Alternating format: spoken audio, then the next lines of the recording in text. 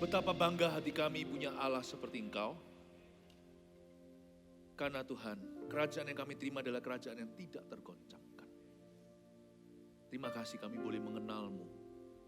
Itu saja lebih dari hidup ini. Lebih daripada segala sesuatu yang kami bisa peroleh di dunia. Dapat mengenal-Mu dan memanggil-Mu Bapa. Tidak ada berkat lebih tinggi dari itu. Kenapa kami seringkali menuntut lebih? Maafkan kami Tuhan. Kami ingin mencari kerajaan-Mu serta kebenarannya. Itu saja. Segala sesuatu di Kau yang tambahkan. Boleh Tuhan tambahkan, boleh kurang Tuhan kurangi. Engkau mengambil, Engkau memberi. Terpujilah nama Tuhan. Tapi jangan ambil roh-Mu daripadaku. Jangan buang kami dari hadirat-Mu. Hanya Engkau satu-satunya yang ada padaku di sorga. Tiada yang kuingini di bumi, hanya Kau. Hanya Engkau yang bisa kuandalkan di tahun-tahun yang akan datang. Terima kasih Tuhan. Berkati jemaat-Mu. Speak to your congregation. Berbicaralah kepada umat-Mu Tuhan. Berikan roh wahyu dan roh hikmat untuk menyertainya. Sembunyikan hamba-Mu rapat-rapat, erat-erat di balik pintu dan di balik salib itu. Yesus yang bersinar terang. Bukan gagah perkasa tapi roh Allah yang berbicara. Dalam nama Yesus. Amin. Come on, kasih berikan tepuk tangan. Haleluya. Haleluya. Silakan duduk dulu. Senang berjumpa dengan GMS Jakarta. Saya sih dari dulu mendambakan. Kalau bisa seluruh GMS Jabodetabek yang sekarang jumlahnya udah hampir 12.000 murid ini kumpul satu ruangan gitu loh. Selalu pencar. Nanti kalau saya di sini misalkan Pastor Puji merasakan itu dan Pastor Lena setiap minggu. Nanti harus ke situ, ke sini gitu ya. Nanti kalau lagi di sini saya kepikiran yang di CP, lalu ya kadang ada juga Cikarang belum dikunjungi, Bogor juga, ada Kelapa Gading, saya tadi salah ngomong Kepala Gading. Lalu ada, udah, iya sama Tangerang kan di sini. Nah, jadi kita nanti akhir tahun cannot wait anymore. Kita akan hari Sabtunya saat teduh bersama onsite, lalu minggunya 2 kali ibadah digabung 5 lokasi, belasan ribu murid nanti, mungkin sampai puluhan ribu kalau bawa jiwa baru. Kita Natal bersama akhir tahun ini ya. Haleluya. Praise the Lord. Senior Conference akan diadakan. Salah satu buah di masa tua bukanlah kelambanan. Malah justru yang Roh Kudus taruh di hati saya, buah di masa senja, 50 sih belum, tapi kan persiapan. Itu adalah ketelatenan. Nanti pemimpin-pemimpin yang dahsyat itu keluar dari usia-usia ini, umur 50 lebih. Nanti Anda akan lihat revival berikutnya. Orang-orang yang nanti akan CGL yang paling berbuah, itu diantaranya adalah kaum senior. Makanya itu nanti di kebaktian senior, di konferensi ini tolong doakan ya, supaya roh Allah bekerja. Saya nggak tahu nanti caranya gimana, tapi on the way ke sini naik pesawat. Untung-untung di pesawat saya banyak waktu untuk doa, karena kemarin waktu naik pesawatnya itu balik lagi karena ada kerusakan teknis. Untungnya ketawanya di darat loh. Kalau naik, sorry ya rusak kan, nggak lucu kan ya nanti. Akhirnya balik. Nah saat itu saya banyak doa. Tuhan cuma beritahu sama saya nanti mesti harus diurapi satu-satu. Gimana caranya kalau nanti yang ikut 1000 gitu? Gimana caranya? Nggak tahu lah. Doakanlah supaya ada hikmat Tuhan. Tapi Tuhan baru bicara waktu saya kesini. Harus diurapi satu-satu karena nanti Tuhan akan ambil pemimpin-pemimpin dari sana. Kalau Anda belum daftar, segera. Yang udah AOG nih, Army of Gocap. Haleluya, coba lihat kanan kirinya kalau wajahnya mulai gocap bilang ikut senior. Saya belum, jangan lihat saya begitu, saya masih jauh. Seharian ini khotbah saya bisa dicatat kalau Anda ketinggalan 1, gak masuk surga. Bukan. Kalau ketinggalan 1, Anda merugi sekali. Tolong dengarkan semua ya. Ibadah 1, 2, 3, 4. Kita mendalami kitab Ibrani. I love Bible study. Masing-masing itu gak bisa saya repeat sih. Lain-lain ya kan. Ibadah 5 sekarang membangun yang tidak tergoncangkan di tahun 2023. Saya kok mulai mau buka bicara tentang tahun depan ya. Sambil kita buka ayatnya dulu, di yang ayat emas yang saya pilih untuk jadi pembahasan kita di Ibrani pasal 12, buka di sana saja. Ibrani 12. Oh, kita baca dulu aja ya. Ibrani 12 ayat 22 sampai 29. Tetapi kamu sudah datang ke Bukit Sion, ke kota Allah yang hidup, Yerusalem sorgawi, dan kepada beribu-ribu malaikat, suatu kumpulan yang meriah, dan kepada jemaat anak-anak sulung yang namanya terdaftar di sorga, dan kepada Allah yang menghakimi semua orang, dan kepada roh-roh orang-orang benar yang telah menjadi sempurna, dan kepada Yesus, pengantara perjanjian baru, dan kepada darah pemercikan yang berbicara lebih kuat daripada darah Habel. Jagalah supaya kamu jangan menolak Dia yang berfirman. Sebab jikalau mereka yang menolak Dia yang menyampaikan firman Allah di bumi tidak luput, apalagi kita jika kita berpaling dari Dia yang berbicara dari sorga. Waktu itu suaranya menggoncangkan bumi, tapi sekarang Ia memberikan janji. Satu kali lagi aku akan menggoncangkan bukan hanya bumi saja, melainkan langit juga. Ungkapan satu kali lagi menunjuk pada perubahan pada apa yang dapat digoncangkan, karena Ia dijadikan supaya tinggal tetap apa yang tidak tergoncangkan. Jadi karena kita menerima kerajaan yang tidak tergoncangkan, marilah kita mengucap syukur dan beribadah kepada Allah menurut cara yang berkenan kepadanya dengan hormat dan takut. Sebab Allah kita adalah api yang menghanguskan. Saya kasih judul membangun yang tidak tergoncangkan di tahun 2023. Karena saya tahu tahun-tahun ke depan akan challenging. Bukan karena prediksi dunia malahan suram. Tapi sepanjang hari ini, I spoke the words of hope. Saya ucapkan kalimat iman dan kata-kata pengharapan. Ada perkecualian, berkat peluputan itu ada loh. Ada beneran. Saya kaget terkejut waktu saya berdoa. Sebenarnya saya berdoa ini malahan udah jauh hari. Kalau nggak salah di awal tahun ini, kan kita sekarang gereja kita tahun ini disebut sebagai tahun mimpi dan penglihatan. Waktu saya mendapatkan tahun ini, lalu saya mendapatkan pernyataan juga, semuanya tentu harus diuji. Tetapi ini adalah tema atau rema bagi jemaat pengembalaan Gereja Mawar Sharon yang saya pimpin ini. Saya mendapatkan sebuah pernyataan, the year of great shifts. Tahun pergeseran yang hebat, pergeseran yang besar. And miracles. Tapi pertama-tama saya mendapatkan pernyataan bahwa akan ada tahun pergeseran yang besar, berarti ada banyak orang yang digeser dong. Terjadi perubahan-perubahan dahsyat dong. Saya ngertilah, setiap perubahan itu pasti ada casualty. Pasti makan korban. Semua perubahan, apalagi kalau namanya pergeseran, itu berarti ada yang menggeser, ada yang digeserkan. Pemain lama tiba-tiba gak kelihatan, pemain baru yang jadi pupuk bawang, yang gak diandalkan, tiba-tiba jadi leader of the field, menjadi pemimpin bidang. Yang dijagokan, melempem ujungnya. Yang dihina, diangkat sama Allah. Waduh, jangan sampai. Saya langsung pikiran apa? Saya khawatir untuk jemaat. Jemaat ini ready gak? Jemaat kita ready gak? Saya kira itu adalah untuk tahun 2023. Karena waktu saya dapat pernyataan itu, saya lagi berdoa untuk tahun ini, 2022. Tahun mimpi dan penglihatan. Itu pasti tahun 2023. Ternyata enggak. Yang Tuhan sampaikan ke saya itu hasil dari lutut ya.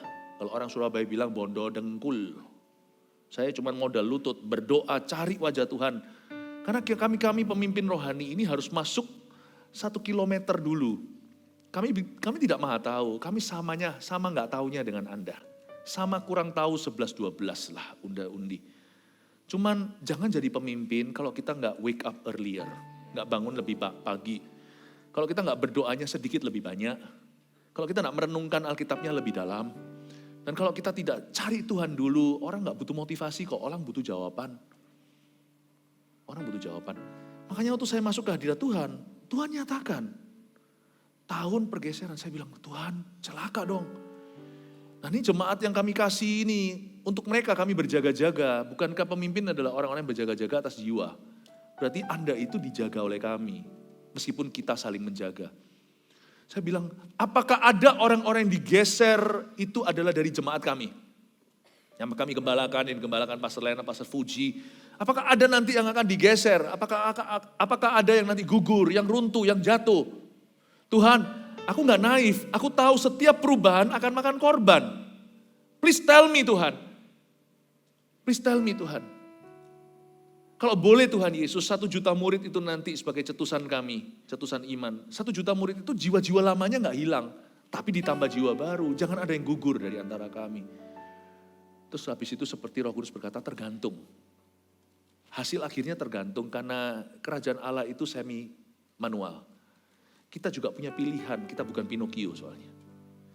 Oh ngerti saya, ternyata Tuhan bicara soal 2024. 2023 masih disembunyikan, untuk saya ngerti dulu ujung akhirnya. Oh iya 2024 juga kita tahun pemilu ya kan. Gak usah takut, Tuhan ada atas bangsa dan negara ini. Tuhan tuh pegang kendali.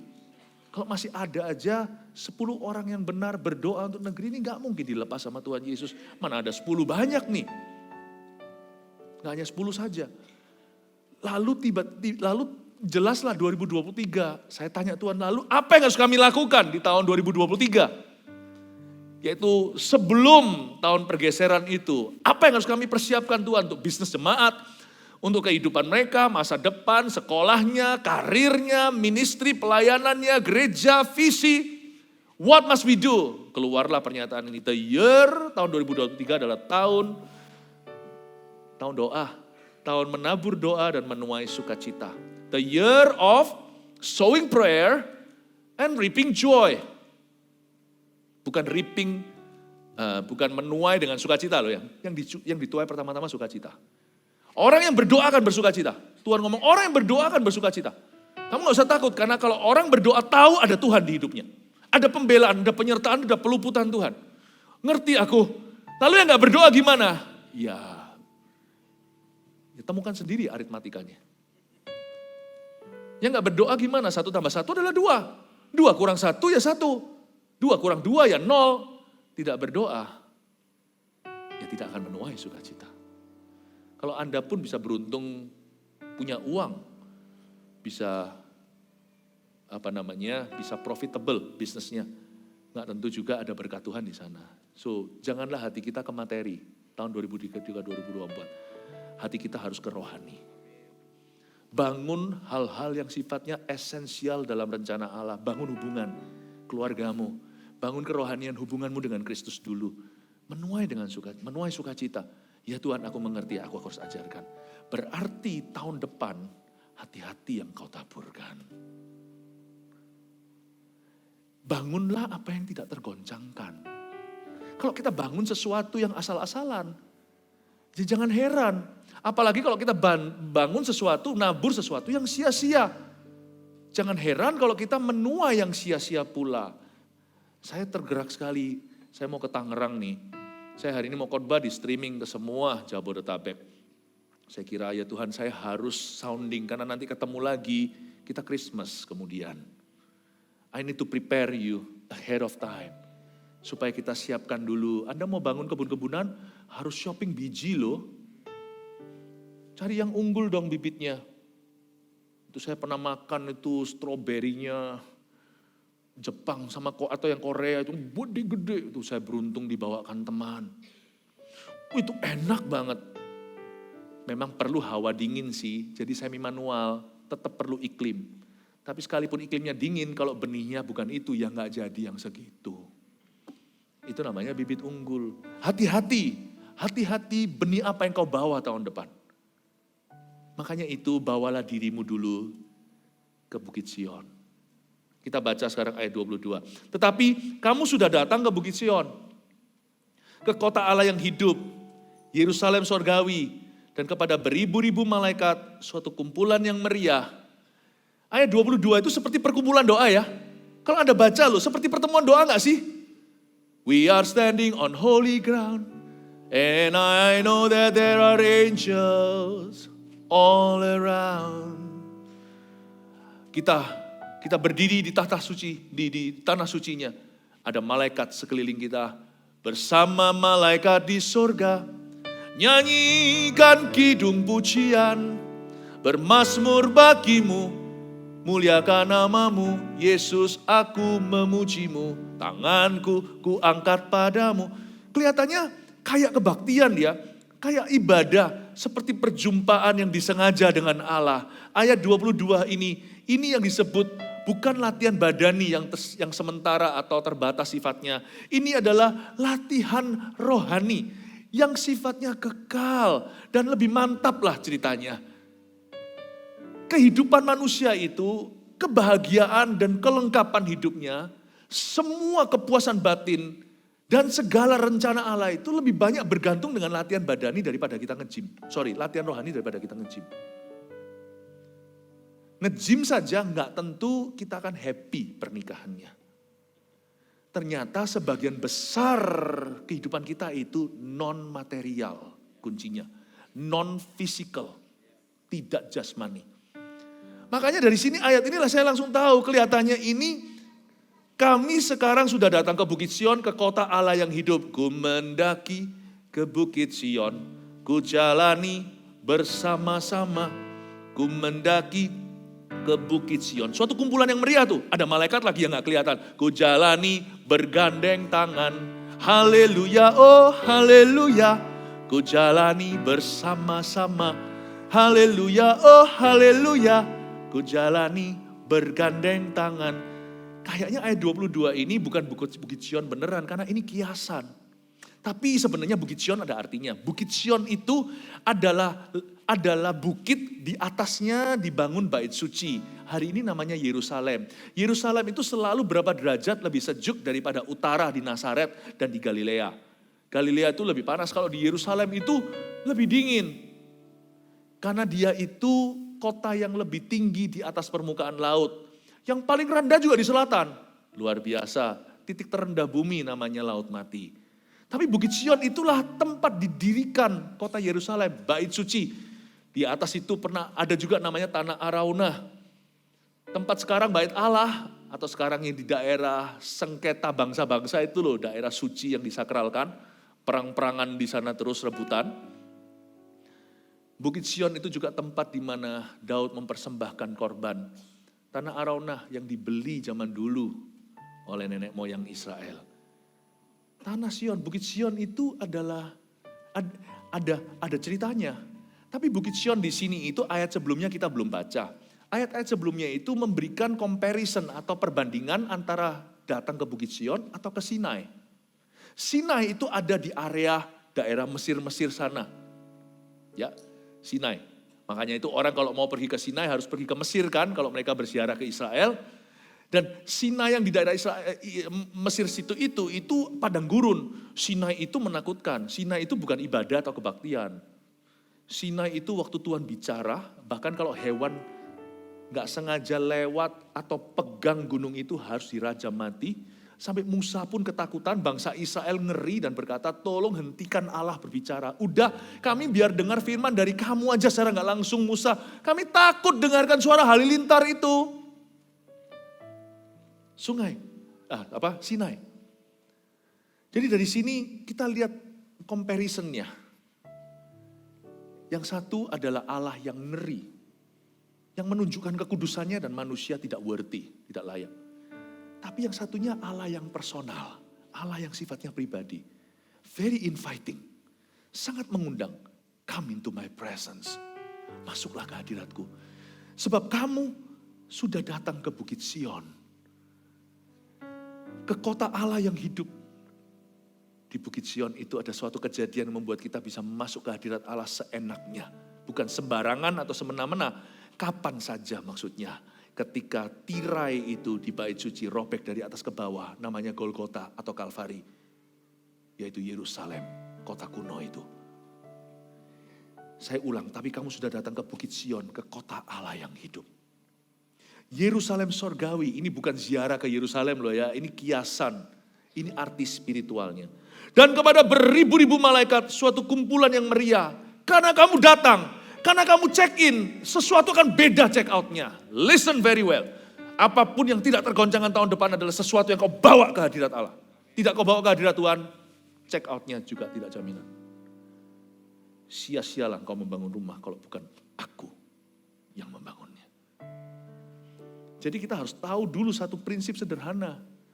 Whatever you bring into the presence of God, that will be unshaken.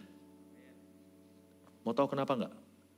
Kalau Anda membawa sesuatu ke hadirat Allah itu kok tidak bisa tergoyangkan nantinya. Karena apapun yang kau bawa masuk ke hadirat Allah, kalau itu tidak berkenan sama Allah, ayat terakhir langsung berbicara sebab Allah kita adalah Allah yang menghanguskan. Gak mungkin keluar, gak ada check out-nya. Anda bawa masuk kepahitan, Anda keluar pasti kemanisan. Kalau enggak, Anda enggak mungkin bisa keluar dari, enggak mungkin bisa. Tuhan itu enggak bisa dipermainkan.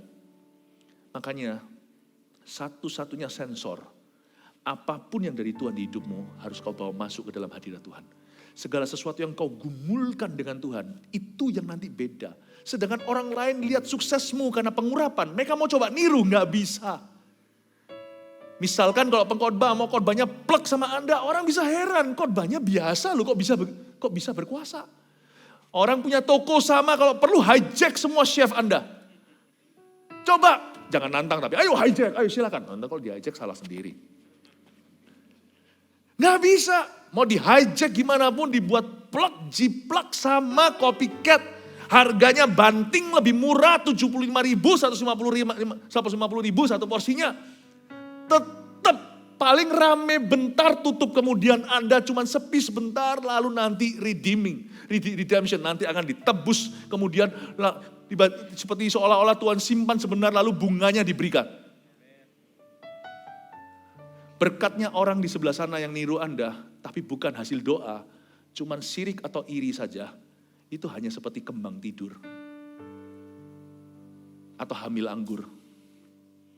Tapi Anda seolah-olah ditinggal sebentar, tapi waktu kembali nanti bukan kembang tidur.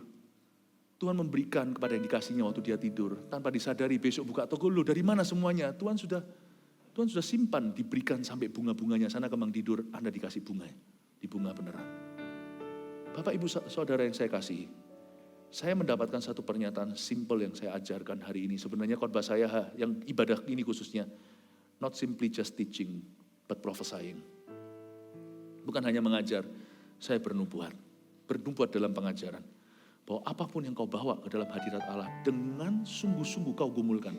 Kalau satu hari Anda doa, satu kali gak cukup, doa lagi, doa. Gumulkan seperti Daud. Seperti Yakub gelut sama Tuhan di perjanjian lama, di kitab Kejadian. Dia gak berhenti berdoa sampai pincang kakinya, bayangkan. Aku gak melepaskan sampai engkau memberitahu aku namamu. Dia berkata, kenapa kamu harus tahu namaku? Berkati aku kalau gitu, kalau gak mau beritahu namamu. Lalu dipukullah pangkal pahanya supaya dia tahu diri bahwa mulai hari ini Israel diberkati karena Yakub bergelut dengan Allah. Hari ini namamu Israel, kamu gelut sama Allah dan kamu menang. Dan Tuhan kasih kedipan mata, dia berkata sebenarnya kamu tidak menang. Untuk kutunjukkan betapa gampangnya untuk menaklukkanmu. Simsalabim, pem, langsung pincang. Tapi semalaman kok bisa gelut, kok seimbang. Anak saya waktu saya kecil gelut sama dia main-mainan. Dia itu keluar dengan bangganya, berkata, aku menang lawan Daddy. Saya ngalah. Aduh, kalah. Kalau saya mau kalahkan dia ya gampang lah, anak masih balita. Tapi sekarang ya kalah saya, anak saya sudah segini. Kakinya loh, size-nya 50, saya 45. Itu orang, itu anak atau gorila, saya nggak tahu. Jangan bilang sama dia. Saya sampai bilang sama anak saya yang satu ya kan, bukan yang cewek ini yang cowok ya. Saya bilang kalau kamu lebih panjang lagi kakinya, nanti saya akan lubangin sepatumu jadi jempolnya akan maju terus. Jadi gak bisa beli lagi sepatu di mana 50. Anak saya yang sekarang yang kecil juga sama, mulai tinggi, kakinya panjang. Saya enggak tahu ini anak-anak makan apa dulu. Padahal cuma kasih makan nasi dan firman loh, kok bisa begitu.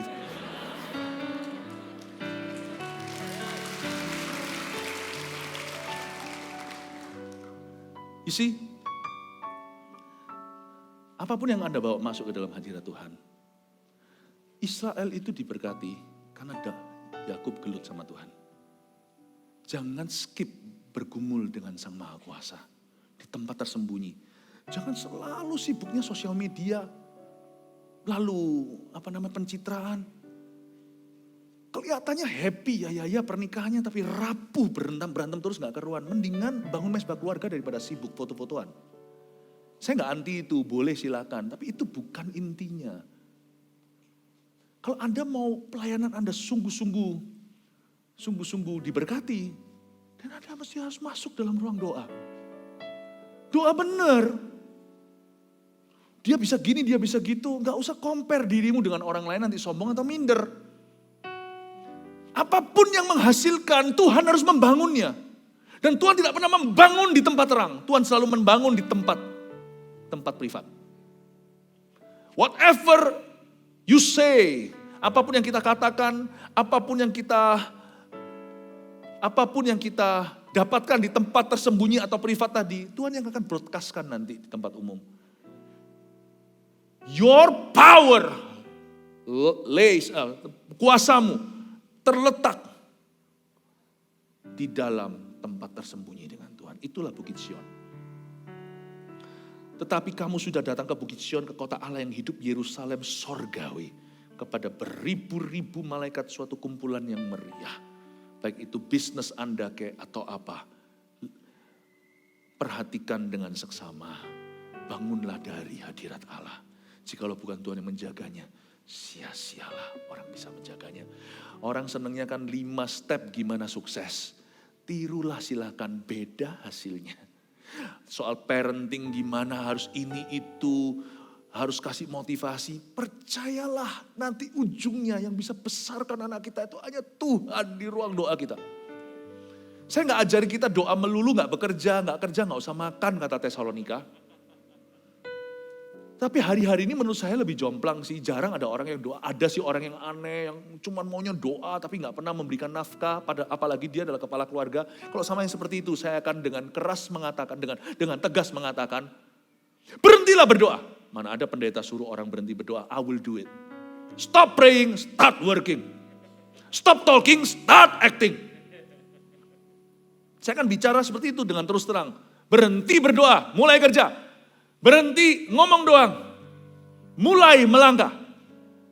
Tapi menurut saya sih jarang sih orang yang aneh gitu sekarang. Sekarang lebih banyak orang yang normal, yaitu kerja terus gak pernah doa. Coba siapa orang aneh angkat tangan? Gak ada. Siapa orang normal angkat tangan? Gak berani angkat tangan semuanya. Ini orang normal yang aneh.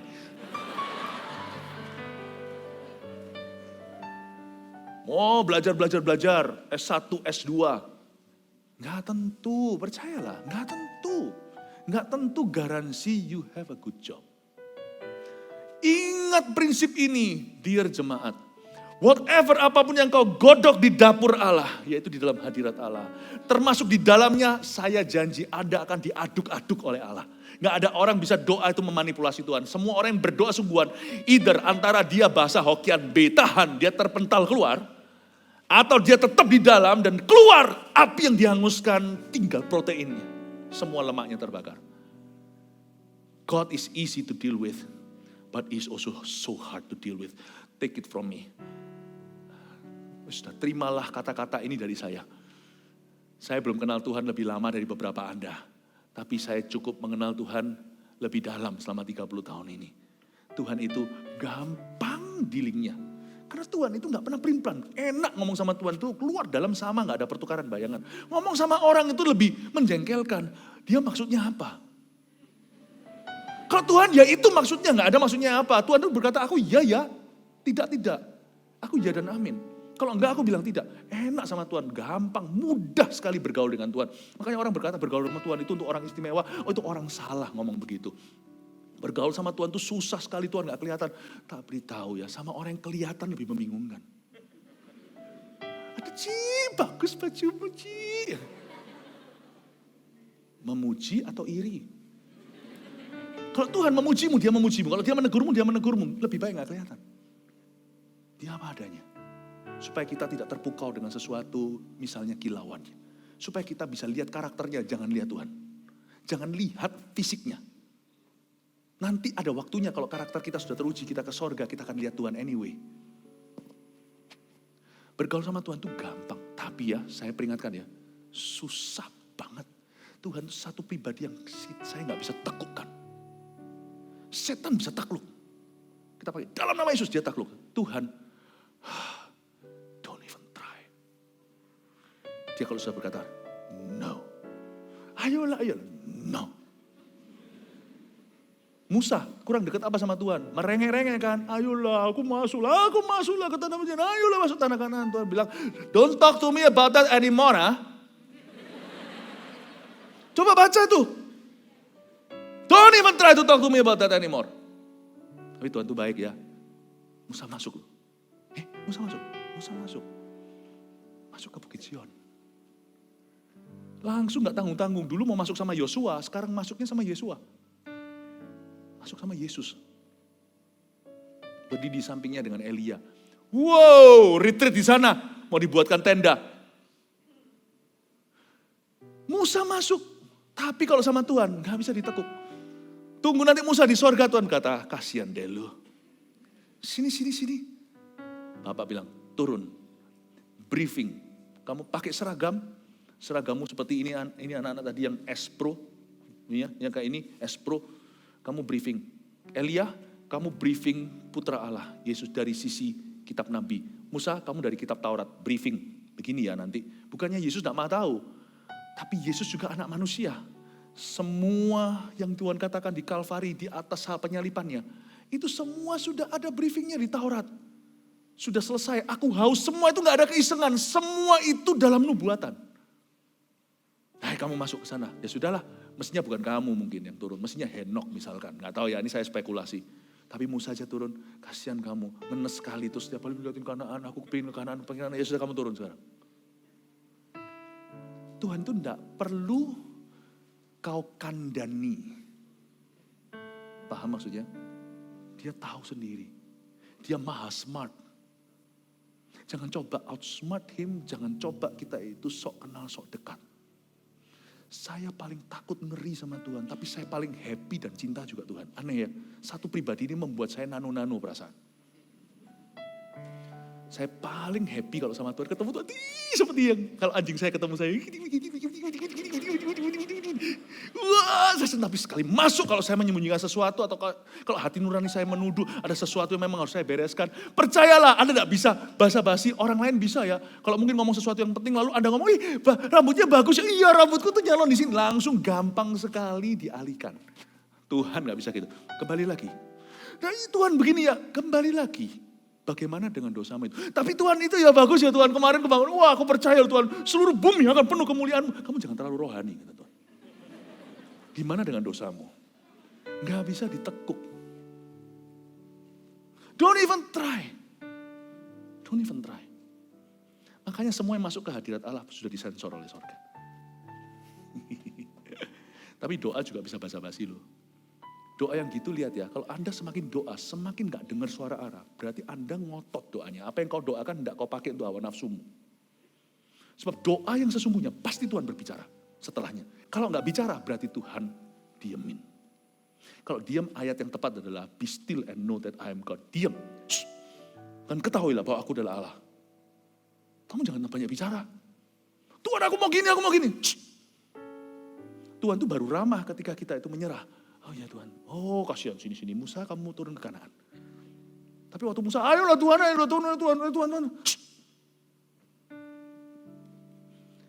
Mau tahu, Tuhan kalau diam, 20 tahun langsung hening di bumi, setengah jam di sorga. Itu kalau Anda baca di kitab Wahyu, waktu Tuhan diam, malaikat gak berani masuk. Ada asap keluar dari bait suci di sorga itu, Anda lihat, Anda baca. Dari singgasananya ada asap, semua gak berani dekat.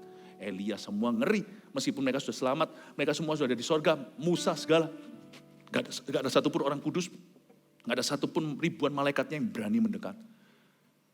Makanya setengah jam di sorga itu terjadi keheningan, hening cipta. When God is quiet, don't force him. Because you are going to reap punishment. Ada satu jenderal di atas segala jenderal, panglima di atas segala panglima, raja di atas segala raja. Don't negotiate when he's decided. Disinilah banyak orang Kristen kebentur dengan kedaulatan Allah. Mereka tidak ketemu dengan Bukit Sion, mereka ketemu sama Sinai. Hati-hati loh Bapak Ibu. Jangan memperlakukan Tuhan begitu tahun 2023. Kalau Anda mau nyaman hidupnya. Hidup gak tentu nyaman. Tapi kalau mau nyaman hatimu, jangan begitu. Apa yang saya sampaikan Anda bisa mengikuti enggak? Saya coba menceritakan sesuatu yang sifatnya pewahyuan dalam firman ini. Yang sesuatu yang mungkin Anda kalau baca tidak akan lihat. Tapi saya berdoa supaya Anda bisa lihat karakter Allah dalam hal ini. Semoga saya bisa merepresentasikan Allah yang ku kenal itu seperti apa dengan harapan jemaat bisa mengenalnya. Kalau Anda tahu memperlakukan Allah dengan benar tahun depan, segala sesuatu akan berjalan dalam kebenaran dalam hidupmu. Itu yang disebut carilah dahulu kerajaan. Itu bukan kerajaannya, salah, rajanya. Carilah dahulu kerajaan dan kebenarannya. Itu bukan kerajaannya, bukan kebenaran teorinya. Itu bukan pengajarannya, rajanya. Kebenaran itu Tuhan, akulah kebenaran. I am the truth. Amin. Jadi kalau kita membangun yang tidak tergoncangkan, kita tidak boleh lancang dengan Tuhan. Kita harus tahu menempatkan diri di hadapan yang Maha Kuasa. Menurut saya banyakkan kenapa hari ini gereja kurang direspek di seluruh dunia. Itu karena gereja salah representasi. Dan jemaat juga akhirnya ugal-ugalan. Kita kalau nggak hati-hati, kita memperlakukan Tuhan seolah-olah sinterklas. Mau gini. Terlalu mudah kita dengar suara orang Kristen berkata, aku kecewa sama Tuhan. Belajar dari orang Yahudi itu masih hidup dalam perjanjian lama. Gereja Yahudi atau non-Yahudi itulah gereja perjanjian baru. Mereka nggak berani nyebut namanya Tuhan aja dikasih YHWH. Itu bukan untuk kita berdebat nama-nama Allah. Saya nggak mau ganti nama Allahku. Aku tetap menyebutnya Yesus, aku tetap dia sebut Allah. Udahlah nggak usah aneh-aneh. Hidup tuh pendek, kenapa kita ganti-ganti? Cuman supaya Anda mengerti, kata-kata Yahudi untuk menyebut Allah itu, disingkat dia nggak berani sebut nama penuhnya. Takut kurang ajar. Takut lancang mulut. Dia nggak berani karena dia merasa bibirnya itu untuk dilalui kata Tuhan itu kotor. Nggak selayaknya karpet merah adalah lidahnya. Yang merah juga enggak, pink juga enggak. Lidah kita itu loh. Itu nggak layak. Kita orang Kristen yang lebih kenal Tuhan dan penggenapan. Mereka masih mengira Yesus itu hanyalah Rabi. Kita yang udah tahu wujudnya ini loh. Kita bisa berkata kecewa sama Tuhan dan sebagainya. Menurut saya, gimana hidup kita gak tergoncangkan? Kalau hubungan kita dengan Tuhan goncang. Kalau worship kita goncang sama Tuhan. Pengenalan kita goyang. Orang yang gak tergoncangkan, apapun yang dia bangun, Mazmur 1 itu, gak semudah merenungkan firman itu baca berapa ayat lalu pasti dapat berkat. Enggak. Tapi orang yang baca ayat dan ngerti karakter Allah. Ini bukan bicara soal pengetahuan. Ini pengenalan. Apa yang saya sampaikan ini bukan pengetahuan. Ini bukan sesuatu yang saya dapatkan dari sekolah teologi. Karena orang gak akan bisa lihat Bukit Sion gini baca ayat gini aja. Ribu-ribu malaikat suatu kumpulan yang meriah. Anda gak bisa kupas. Ini bukan dari sekolah teologiaku. Ini dari pengenalanku akan Tuhanku. 30 tahun tuh saya bisa kupas satu ayat begini. 30 years. Bukanlah orang yang merenungkan firman, apapun yang diperbuatnya berhasil. Orang yang merenungkan firman siang dan malam, dia mudeng, ngerti. Itu yang dijamahnya apapun berhasil. Sebab apapun yang dijamahnya setan lari. Apapun yang dijamah oleh orang yang mengenal Tuhan. Tuhan yang membangunnya sehingga tidak sia-sia. Allah yang menjaga kotanya. Amin Bapak Ibu Saudara. Saya harap Anda bisa nangkap ini. Makanya saya simpan khotbah ini yang di terakhir aja. Karena saya akan khotbah 3 jam.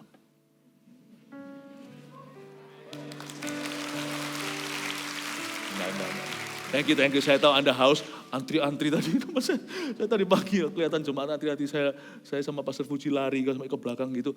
Saya bilang sorry ya harus antri. Ya, memang iman kami sampai sekarang belum bisa dapat gedung yang lebih besar. Nanti suatu hari. Sorry. Ya, saya tahu Anda haus sekali. Tapi saya gak akan khotbah 3 jam kok ya. 2 jam setengah. Ya, apapun yang dibawa ke dalam hadirat Allah, doa kepada Yesus tidak tergoncangkan. Kita lihat sekarang ayat berikutnya. Ayat 25. Jagalah supaya kamu jangan menolak Dia yang berfirman. Ayat 23 dulu ya. Dan kepada jemaat anak-anak sulung yang namanya terdaftar di sorga. Jemaat anak-anak sulung maksudnya apa? Yang namanya terdaftar di sorga. Jemaat anak-anak sulung itu bukan gereja mula-mula. Tapi koko-koko kakak-kakak rohani dalam kerajaan Allah. Orang-orang yang punya pengenalan akan Allah. 1 Yohanes berkata, kepada kamu anak-anak karena kamu tahu dosamu diampuni. Itu masih levelnya children. Kita harus dewasa rohani. Kita nggak boleh hanya teori, kita harus mengenal Allah sungguhan. Anak-anak muda, kamu kuat, kamu bisa mengalahkan si jahat. Tapi kepada kamu, bapak-bapak, karena kamu mengenal Allah. Bagus ya, itu bukan bicara soal usia loh. Karena orang yang sudah tua tapi kekanak-kanakan juga ada. Orang yang masih muda tapi bijaksana seperti orang tua juga ada. Jadi dan kepada jemaat anak-anak sulung yang namanya terdaftar di sorga itu bicara tentang orang-orang yang dewasa iman. Kakak-kakak rohani dalam kerajaan. Kepada jemaat anak-anak sulung yang namanya terdaftar di sorga. Kepada Allah yang menghakimi semua orang. Dan kepada roh-roh orang-orang benar yang telah menjadi sempurna. Itu orang yang sudah mati. Kita gak bisa disebut roh yang sudah sempurna sampai kita meninggal dunia. Atau Tuhan datang kembali, kita di dalam tubuh kemuliaan. Dan kepada Yesus pengantara perjanjian baru. Dan kepada darah pemercikan yang berbicara lebih kuat daripada darah Habil. Jagalah. Lihat ya. Perjanjian dan darah berbicara. Perjanjian dan darah berbicara. Berarti Allah kita bukan Allah yang mati. Our God can speak. Our God can speak. Ini good newsnya. Terlalu overrated. Aku gak bisa dengar suara Allah. Gimana? Keluar dari penasaran. Kalau orang mencari Tuhan dalam kehidupan, dia pasti dengar suara Tuhan. Domba pasti bisa dengar suara gembalanya. Oh iya, Pastor Philip, saya pasti bisa dengar suara Tuhan. Bisa. Dengar suara setan bisa kok. Dengar suara setan bisa kan? Karena hati kita ke arah sana. Tidur di kamar sendirian malam-malam matikan lampu takut. Lalu ada bunyi.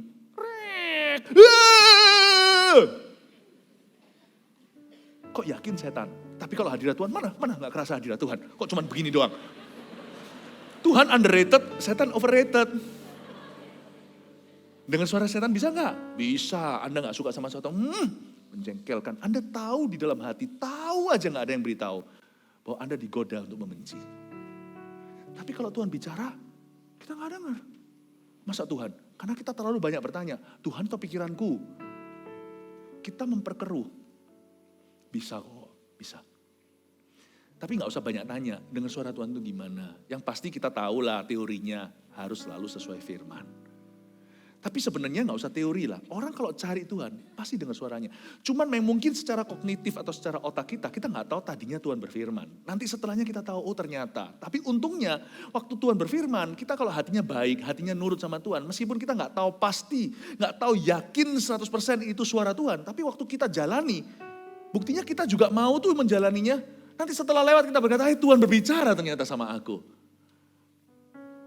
Kita gak perlu tahu Tuhan bicara, kita hanya perlu mendengar dia berbicara. Kita gak perlu tahu suara Allah itu seperti apa, kita hanya perlu mendengar suaranya. Pejamkan matamu, sebentar aja. Jangan takut, dompetmu tidak akan diambil siapa-siapa. Pejamkan sebentar, pejamkan sungguhan yang buka mata. Nanti biarkan, ya sudah gak usah ngancam.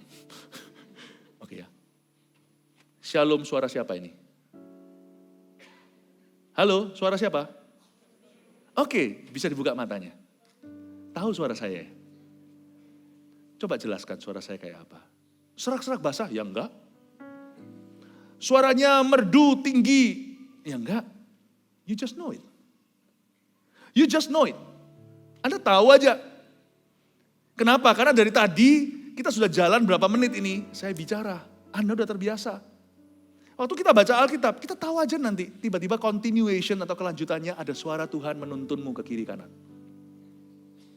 You just know it. Coba jelaskan sama orang kalau cuma dari penasaran atau pengetahuan. Suaranya seperti apa Tuhan? Nggak akan tahu. Tapi kalau Anda mencari sungguh-sungguh, Anda akan ketemu. Amin. Karena Tuhan itu adalah Allah yang berbicara. Perjanjian kepada Yesus pengantara perjanjian baru. Dan darahnya, kepada darah pemercikan yang berbicara lebih kuat daripada darah Habil. Our God, His testimony, bicara tentang perjanjian dan darah itu berarti testimonialnya Allah. Allah kita adalah Allah yang bersaksi. Jadi dia bukanlah Allah yang suruh kita kesaksian atau suruh kita bersaksi kemana-mana. Allah kita sendiri adalah Allah yang bersaksi. Roh Kudus disebut roh kesaksian. So don't worry, He will speak to you and you will know it. Dia akan bicara kepadamu dan Anda pasti akan tahu. Sekarang aja karena belum perlu.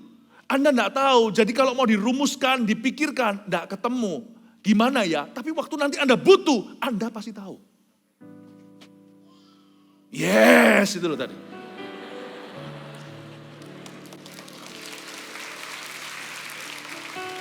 Amin ya, amin.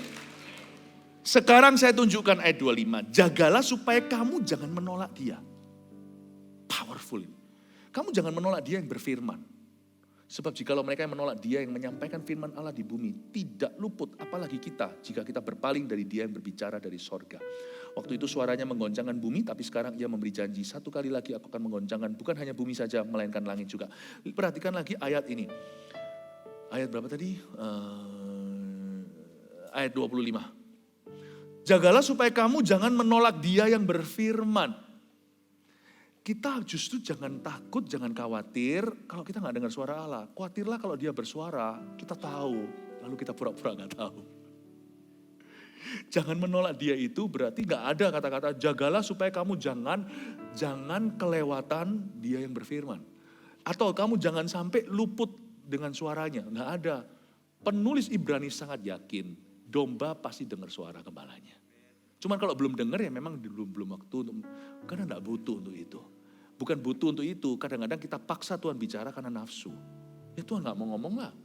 Tapi nanti kalau memang sungguh butuh di mata Allah, Tuhan tahu kita perlu, dia pasti bicara. Dan kita pasti tahu, memang semua harus sesuai dengan firman Allah. Jagalah supaya kamu jangan menolak dia. Jadi yang jadi awas-awasan, yang jadi wanti-wanti oleh penulis Ibrani adalah jangan sampai waktu dia bicara, kita tahu, namun kita pura-pura nggak tahu. Dan kita menolak mengeraskan hati seperti Firaun, hatinya dikeraskan, kita menolak dia yang berfirman. Tapi sekarang ada level kedua di dunia ini. Tuhan bukan ditolak karena dia berfirman. Tuhan ditolak karena dia tidak berfirman. Saya pernah sekali ketemu sama anak muda yang kecewa sama Tuhan, akhirnya memikirkan untuk tidak jadi orang Kristen. Pasti dia keluar dari gereja karena dia berdoa puasa. Dia puasa beneran dan minta Tuhan bicara sama dia tentang pasangan hidupnya. Tuhan, karena dia memang lagi senang satu cewek. Dia ngamuk sama Tuhan karena Tuhan tidak bicara apa-apa. At least saya kagum sama dia jujur, Tuhan tidak bicara apa-apa. Daripada orang yang setelah doa berkata, Tuhan bicara sama aku, kamulah jodohku. Kalau ada yang kayak gitu ya, kalau ada ceweknya gitu ya, Anda digituin, Anda juga pura-pura begitu. Tuhan bilang sama aku, suruh Tuhan. Tuhan juga bilang sama aku, nanti Tuhan akan bicara sendiri sama aku. Ya, kalau ada orang menodong Anda dan berkata, kamu jodohku. Tuhan bilang sama aku, Tuhan bilang sama, nanti gini. Tuhan bilang, gimana tadi? Kamu jodohku karena Tuhan bilang sama aku. Gampang. Oh, Tuhanmu ya Tuhanku kok, kenapa Tuhan gak bilang sama aku? What's wrong with me? Apa salahnya dengan aku? Hubunganku fine-fine saja sama Tuhan. Tuhan pasti bilang sama aku. Jadi kalau nanti kamu doa lagi sama Tuhan, saya sih akan doa sendiri sih, gak perlu kamu beritahu. Kamu bilang sama Tuhan, dia gak percaya, Tuhan aja yang bilang sendiri. Setelah dia nunggu 2 tahun, 3 tahun, kalau dia datang lagi menagih, Tuhan udah bilang gak? Belum. Lalu dia paksa-paksa, bilang aja, Tuhan bilang tidak. Berarti misinformasi dong. Tuhan bilang tidak sama saya, Tuhan bilang iya sama aku. Sama kamu bilang tidak. Ya sudah, berarti kamu yang salah. Mungkin ini perasaanku. Paham maksud saya? God, kadang-kadang di dunia ini sekarang di zaman Eden, Tuhan dimusuhi karena dia tidak berfirman. Firman yang bisa dibuat sama kita, sekalipun dari Alkitab kita bisa buat satu mencuat. Anda tahu kalau God is not shedding any light upon that scripture. Karena Anda hendak memakainya untuk kepentinganmu. God doesn't shed light. There's no power di dalamnya. Makanya iman itu timbul bukan dari firman. Bukan dari logos atau firman tertulis. Iman timbul dari pendengaran akan firman Kristus. Kata pendengaran itu rema firman Kristus itu adalah rema firman yang Tuhan ucapkan. Memang untuk itu, meskipun kalau kita baca Alkitab tidak boleh simsalabim abrakadabra. Oh yang mana yang Tuhan mau, jangan ngeroh begitu, tetap sistematis. Saya kalau baca Alkitab Kejadian sampai Wahyu peduli amat. Pernah sekali saya baca Alkitab itu yang hasta-hasta itu, aduh kalau saya baca Alkitab sekali langsung 10 pasal. Karena hasta-hasta itu berapa pasal, saya udah pusing. Saya bilang sama Tuhan, Tuhan bisa bicara apa sih lewat ini? Gak ada apa-apa yang saya bisa terima secara kognitif. Tapi gara-gara hasta-hasta itu dulu saya itu orangnya emosional. Saya pindah-pindah negara itu karena perkelahian. Ya. Jadi kalau dulu orang berkata, Philip kalau kamu itu marah sama orang mau berantem gitu tuh hitung sampai 10 dulu. Saya nggak bisa, 1, 2, 3, 4, 5, 6, 7, 8, 9, 10, langsung jalan. Megaloman, langsung jalan. Tapi kena hasta-hasta, mau nggak mau kita duduk dan boring setengah mati. Ini berapa hastanya? Atau nama-nama ini anaknya ini anaknya ini. Saya berjanji dalam hati saya nanti suatu hari punya anak, enggak ambil dari Alkitab namanya. Tapi keluar juga ya Jeremy dan sebagainya ya. Dan saya baca terus. Aduh, lalu hari itu saya jalan naik mobil, biasanya panasan dengan mobil saya diserempet orang. Aneh tuh, saya kok sabar ya? Dulu saya suruh hitung 10, sekarang saya hitung hasta-hasta. Setan tidak bisa masuk, karena saya tidak bisa lagi marah sama orang itu. Saya yang bisa duduk sabar di hadirat Allah, baca hasta-hasta. Saya bisa diolok-olok oleh mobil sebelah, saya tidak marah. Tidak menggarap iniku, tapi menggarap iniku. Jangan pernah berkata bahwa kalau kita baca Alkitab Tuhan tidak berbicara. Kita janganlah bang-bang tut jendela wawa. Kejadian Wahyu itu sistematis, selesaikan. Namun demikian Anda tidak bisa pilih ayat mana melompat bagi Anda hari ini. Paham ini. Anda bisa baca pasal sesuai dengan disiplin rohani.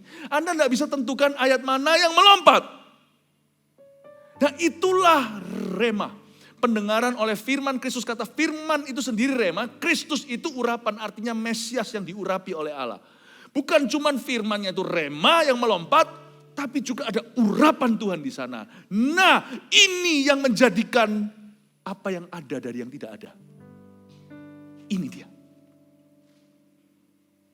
Ini, bukan dengan kita membacakan sembarang Alkitab dan mengharapkan ini pasti terjadi.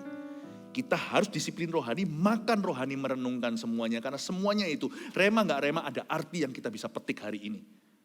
Tetapi waktu kita membacanya ada beberapa yang shedding light. Bahkan ditambahkan dengan mimpi, penglihatan, peneguhan. Itu luar biasa. Dan kadang-kadang Tuhan dimarahi oleh orang gara-gara Tuhan tidak melakukan aksi ini dalam hidupnya. Karena mereka ingin sesuatu. You cannot force rema. You did not create the world. Kita tidak bisa memaksa rema karena kita tidak menciptakan dunia. Pada mulanya, lalu dia berfirman jadilah terang. Itu dia dari dulu, belum ada dirimu di situ. You cannot create rema in your soul. It must be given to you. Tidak bisa kita ciptakan rema, tidak dari kita, tapi dari Mesias. Itu diberikan, tidak diciptakan, tidak dijadikan dari diri kita. Makanya orang yang berdoa sesuai dengan rema dan berjalan sesuai dengan janji, apapun yang dia pegang, itu milik Tuhan. Siapa berani apa-apakan itu biji mata Allah. Makanya kalau Tuhan bicara, satu, kalau orang itu jalankan misalkan, itu bukan orang itu yang kita lawan. Yang kita lawan adalah Tuhan, karena orang itu hanyalah abdi atau hamba saja. Makanya apa yang lahir dari firman, bukan dari firman-firmanan, dari firman Kristus tidak akan tergoncangkan. Makanya itu ada bisnis orang yang dibangun, karir seseorang. Itu hasil dia itu menerima firman dari Tuhan. Itu gak bisa diapa-apakan. Orang mau coba goyang dia gak bisa. Goyang dia, masukkan dia ke mulut singa, malah mereka yang dimaksa singa. Singa dikasih dagingnya orang-orang ini tidak nafsu makan. Tapi orang-orang itu ketika diputar balikan oleh Tuhan. Karena mereka melawan Tuhan, bukan melawan Daniel. Mereka dicemplungkan ke gua singa, belum sampai mendarat udah dicabik-cabik sama singa. Listen very carefully. What comes from the Lord will establish it. Jadi kita harus tahu bahwa yang tidak tergoncangkan tahun depan adalah yang lahir dari firman. Bukan lahir dari keinginanmu, bukan lahir dari pikiran positifmu, bukan lahir dari angan-anganmu, bukan lahir dari cita-citamu sendiri, planningmu. Makanya itu sebelum planning, cari firman. Cari Tuhan. Meskipun kita tidak bisa menciptakan firman, rajin mencarinya, kita akan ketemu. Karena waktu kita rajin mencarinya, kita akan menemukan. Kita akan menemukan janji-janji Tuhan. Iman kita mulai tumbuh, meskipun kita tidak bisa menentukan. Suatu hari saya masuk dalam pelayanan kesembuhan itu, saya udah ngerasa sih ada panggilan. Tetapi saya dulu masih kedagingan, saya nggak ngerti bagaimana harusnya saya berhenti di titik tertentu. Tapi Tuhan tuh baik sekali, ajari seorang ingusan seperti saya secara rohani. Saya baca firman Tuhan tentang kesembuhan, gak ada kesembuhan terjadi. Saya baca. Tapi pelan-pelan saya dapat pengertian. Semua yang saya baca waktu itu gak ada kesembuhan terjadi. Semua yang saya baca hari itu ternyata berguna hari ini waktu kesembuhan sudah terjadi. Paham maksud saya? Waktu saya baca satu-satu. Lalu suatu hari di sebuah ibadah di Vancouver, Kanada, saya sudah pelayanan sampai ke WL. Saya minta sama Tuhan, kalau WL puji-pujian sudah diwanti-wanti, sudah diperingatkan tidak boleh ngadakan KKR sekalian, WL ya mimpin pujian, jadi itu healthy. Setelah selesai kan semua orang udah buyar gereja, saya minta izin sama pendeta, boleh gak saya doakan mereka yang sakit. Ada satu oma itu lumpuh, paralyzed. Saya doakan dia. Saya doa itu ngotot sama Tuhan. Lord, you must heal her. Saya ulang-ulang ayat. Engkaulah Tuhan yang menyembuhkan dan sebagainya. Itu oma itu dari pertama kali terharu sampai oma itu terbeban. Paham maksud saya?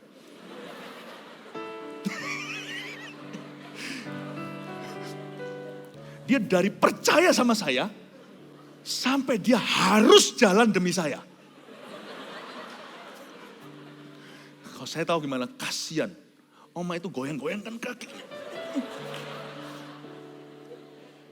Ada satu orang waktu itu di gereja itu yang tidak karismatik. Karena gereja di Kanada, di Amerika, di mana itu yang orang-orang perantauan kan dari macam-macam latar belakang. Ada yang dari ini denominasi ini itu. Ada satu itu nggak pernah dapat penglihatan apa segalanya. Dia lagi makan di ruangan bawah. Udah fellowship nih ceritanya, makan makanan Indonesia tante-tante yang buat.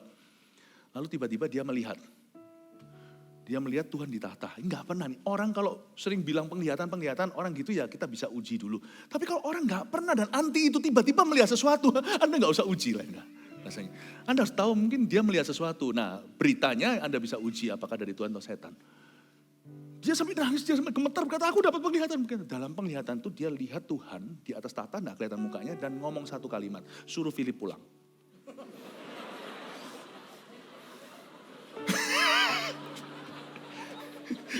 Sungguhan kok saya diketawain gimana.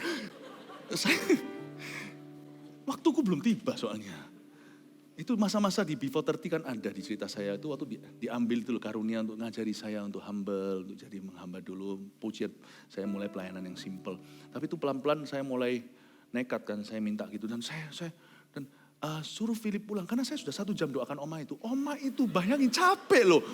Saya nggak capek, wah oma itu terus goyang-goyang dan dia letih sekali. Tapi Tuhan baik loh. Tuhan gak pernah kecewakan kita. Oma itu gak sembuh. Itu saya kecewa sama Tuhan lama. Sekarang saya ngerti, kan gak lahir dari firman. Itu lahir dari kerinduanku akan firman. Oma itu gak sembuh, anaknya. Jadi anaknya itu, saya itu teman cucunya. Jadi ini oma sudah tua.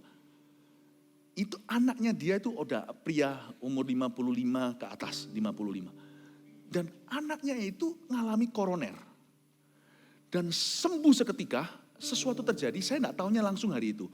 Bulan depannya dia cek lagi mestinya operasi kayak atau apa. Gak jadi karena tiba-tiba normal semua. Dan dokter berkata ini gak mungkin. Dan orang itu merasa waktu saya berdoa, lihat mamanya begitu, dia juga doa, Tuhan tolong sembuhkan Tuhan, cepat sembuhkan sebelum mamaku capek. Itu waktu dia doakan setengah mati itu, dia rasa ada yang tek, ada yang pegang hatinya, tek. Bukan sembuhkan yang saya inginkan, Tuhan sembuhkan putranya tanpa saya tahu. Saya tahunya itu tahun-tahun depan. Berita buat saya sederhana, suruh Philip pulang. Gak berani saya langsung berhengkang kaki. Saya nangis, Oma, maaf Oma, saya gagal. Omanya lihat saya. Terima kasih Philip. Jangan doakan aku lagi.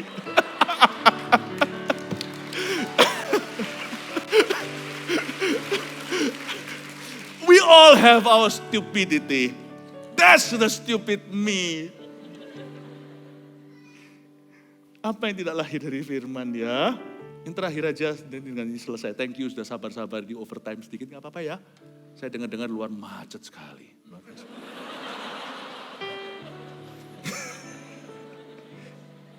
Ayat 28, yuk. Jadi karena kita menerima kerajaan yang tidak tergoncangkan, marilah kita mengucap syukur. Bagus ya. Ucap syukur aja deh. Apa yang tangan kita bisa temukan, lakukan. Mengucap syukur. Dan beribadah kepada Allah menurut cara yang berkenan kepadanya. Gimana sih cara berkenan? Dengan hormat dan takut. Sebab Allah kita adalah api yang menghanguskan. Ingat ya, simple ini aja, lot atau bagian kita. What is our lot? Parking lot itu tempat parkir E12, B1, di basement 1, E12. Ingat lo mobilmu, banyak orang hilang. Parkir mana mobilku tadi? Jangan sampai lupa diri. Our lot is simple. Do everything with thanksgiving. Lakukan semuanya dengan ucapan syukur dan dengan hormat dan takut, maksudnya dengan integritas yang tinggi. Tugasmu cuman itu, hai parking lot kendaraan Tuhan. Kita kan hanya kendaraan. Cuman itu saja. Ingat E12 basement 2. Jangan lupa do everything with thanksgiving. Lakukan dengan ucapan syukur dan dengan integritas. Percayalah nanti Tuhan sendiri yang campur tangan pada waktunya. Jangan sampai kena sekak sama Tuhan seperti saya. Suruh pulang. Ada nanti ya, lebih baik kita dengar kalau saya nggak keterlaluan, masa Tuhan begitu. Menurut saya Tuhan berfirman sama saya hari itu, penglihatan pada wanita itu. Dia adalah ibu pendeta sih, salah satu ibu pendeta di sana, di barat situ yang nggak percaya gitu-gituan. Tetapi dia bisa dapatkan itu. Menurut saya sih penglihatan itu bukan untuk saya. Saya itu dimarahi dengan kasih. Penglihatan itu untuk oma itu. Tuhan itu bela oma itu. Let her go. Hai Firaun, lepaskan umatku. Ini 3, udah ditulis ya? Kok udah dikeluarin dulu? Ya udah, ini adalah review kita hari ini. Membangun yang tidak tergoncangkan di tahun 2023 adalah sebagai berikut. Apa yang dibawa di dalam doa kepada Yesus tidak tergoncangkan. Di foto ya. Apa yang didengar dari firman Kristus tidak tergoncangkan. Apa yang dilakukan dengan ucapan syukur dan integritas tahun 2023 tidak tergoncangkan. Haleluya. Kita berikan tepuk tangan untuk Tuhan.